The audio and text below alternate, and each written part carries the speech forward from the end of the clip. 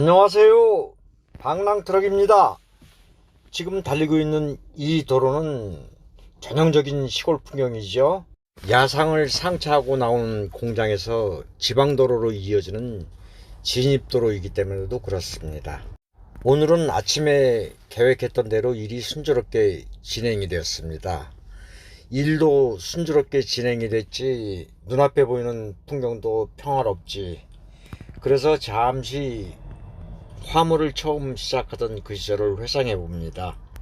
제가 화물 운송을 처음 시작하던 그 시절, 지금이야 한쪽 눈 감고도 다룰 수 있는 그러한 화물용품들이지만 처음 시작하던 그 시절에는 모든 것이 다 생소하게만 하더라고요.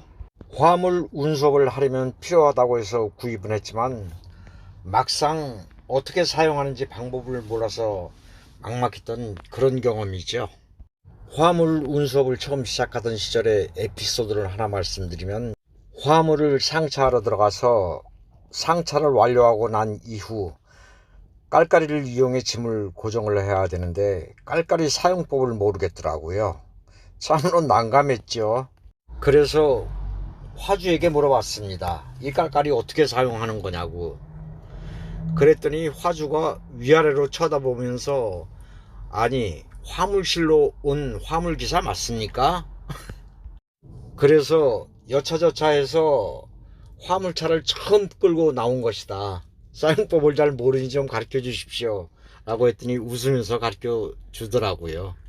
이러한 에피소드도 있었습니다.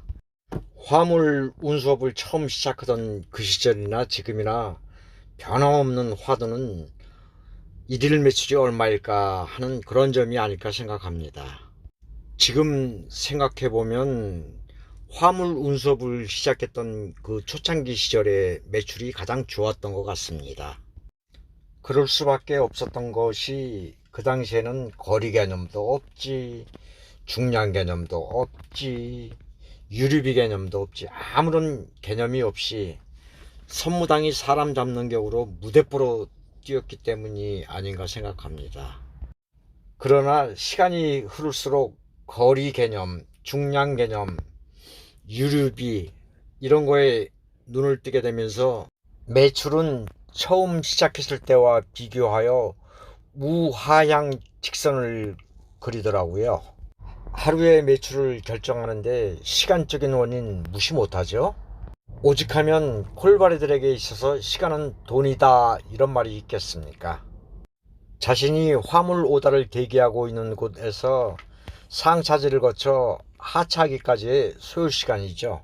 자신이 대기하고 있던 곳에서 상차지까지의 이동시간, 상차시간, 상차를 하고 난 이후 하차지까지의 이동시간, 그리고 하차시간까지, 이렇게 세 부분에서 시간이 소요가 되는데, 이 세 가지 중에 한 군데라도 삐끗하게 되면 매출에 지대한 영향을 미치게 되죠.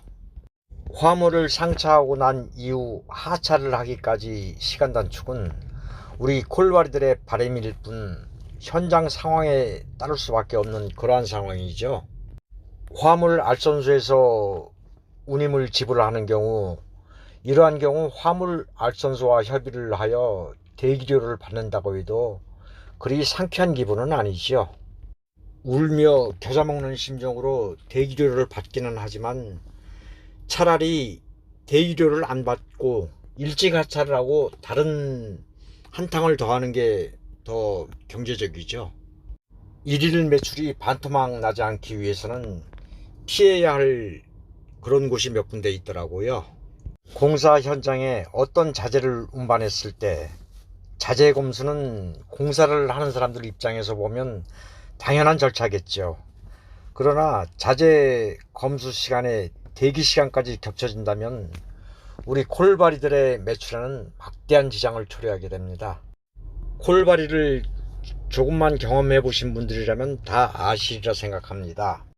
자신의 하루 매출이 반토막 나지 않기 위해서 가지 말아야 할 곳은 대략적으로 한 세 군데 정도를 꼽을 수가 있습니다. 평택 고덕에 있는 S로 시작하는 업체, 스마트폰 제조업체로도 많이 알려져 있죠. 거기는 자재 검수가 짧게는 한두 시간, 운이 나쁜 날이면 반나절을 꼴라당 다 까먹는 그런 경우가 왕왕 발생하는 그런 데입니다. 아마 콜바리 경험이 조금만 있으신 분들은 다 아실 거라 생각합니다. 그리고 또 한 군데는 경기도 이천에 있는 땡땡닉스로 끝나는 그런 업체입니다. 이곳 역시 납품 절차가 상당히 까다롭습니다. 그곳에 물건을 하차를 하려면 그네들이 사용하는 어플이 있더라고요. 그 어플을 설치하고 아무튼 절차가 굉장히 복잡합니다. 절차가 복잡하다는 얘기는 그만큼 소요 시간이 많이 걸린다는 그런 뜻이기도 하죠.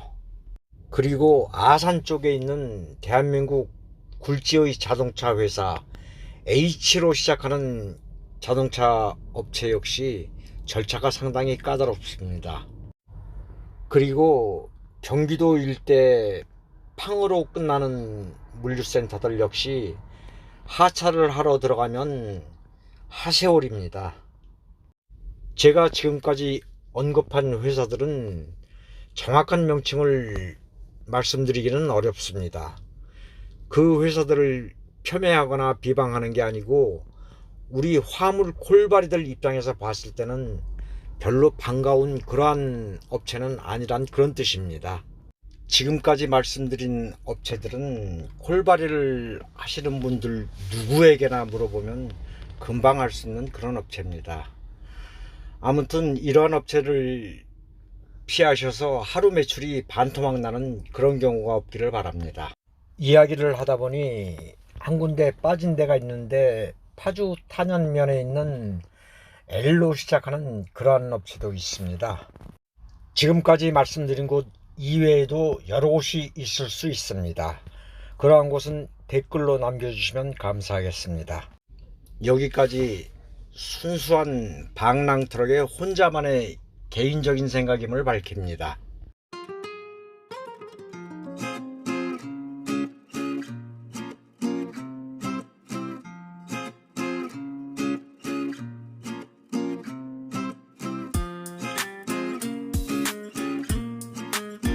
여기까지 시청해 주셔서 감사합니다.